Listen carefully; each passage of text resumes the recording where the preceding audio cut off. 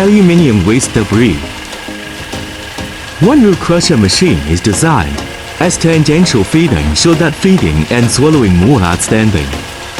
Crusher is crushing aluminium waste debris into different size of granules, 3 to 8 millimeters.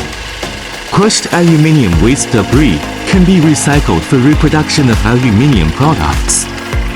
At the same time, the feed port has a plastic cover curtain. Avoid the problem of material jumping easily by the ordinary crusher machine.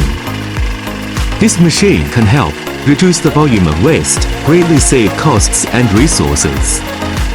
Can be run in 24 hours, will not influence by the outside surroundings and the grid.